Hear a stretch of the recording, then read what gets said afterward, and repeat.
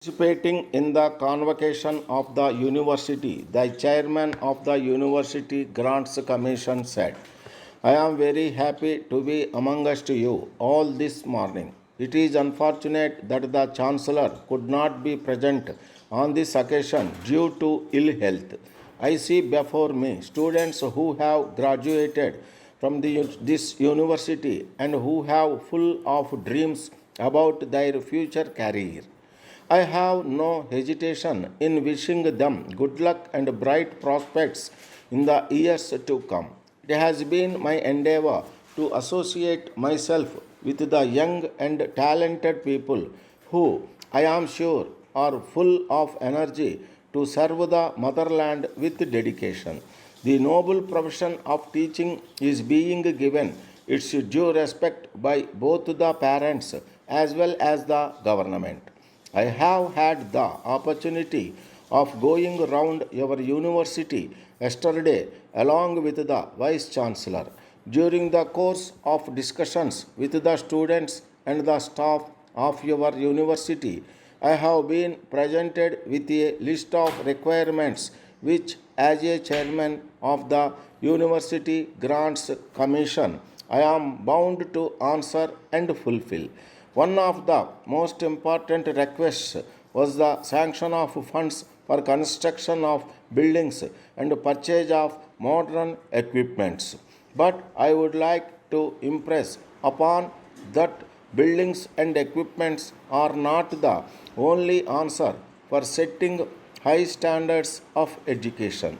They are very necessary in so far as there is true exchange of information and the staff are much dedicated.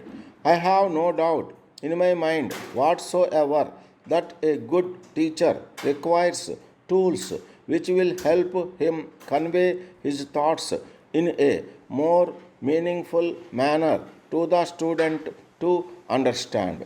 If every university wishes to arm itself with buildings and equipment of its own, there will be lot of wastage of resources.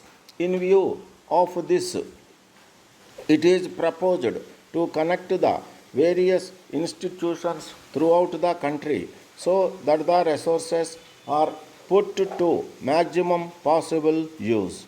I am glad that the first step in this direction has been taken in connecting the various libraries in all the universities. It does not only facilitate everyone to access information available at various centers but will also enable him to know the latest changes brought out by the science and technology.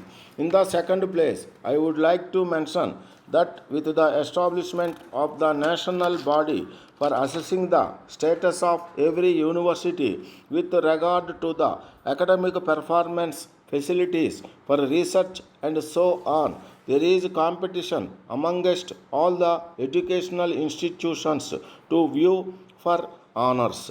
It will not only create a healthy competition among them but also give an opportunity to get financial assistance for the right cause. I am told by the Vice Chancellor of your university that very soon the representatives of the body would be visiting the premises for the purpose of according the status. I hope and trust that the status and standing accorded to your university will help in achieving further academic excellence. The above body also takes into account the continuous education programs for the teaching staff in the universities.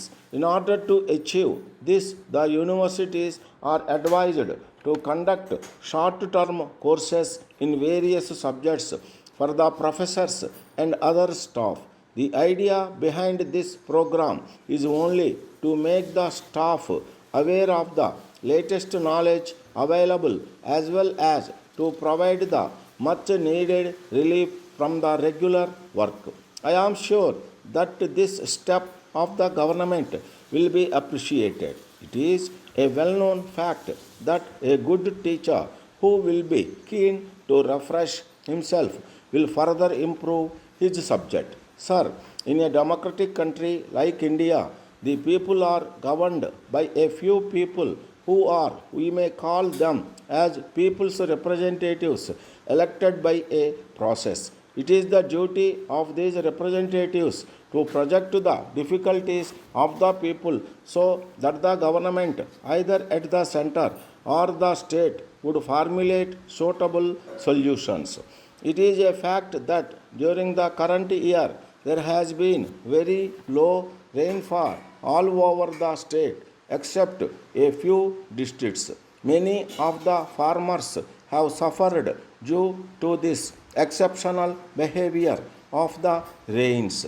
In the all party meeting, it was decided to give this matter sufficient time so that there would be discussion over the issue and the efforts of the government in tackling the issue were not wasted.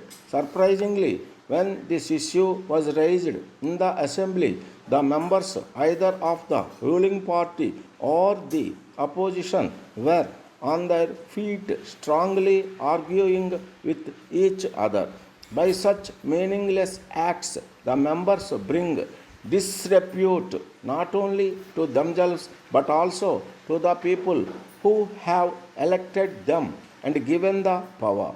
Had there been a fruitful discussion, there would have been certainly positive and constructive suggestions which would benefit the farming community to whatever party they might belong in this hour of distress. I would appeal to all the political parties to bestow their best attention only to the common problems and not on political issues. Gopal, Hyderabad.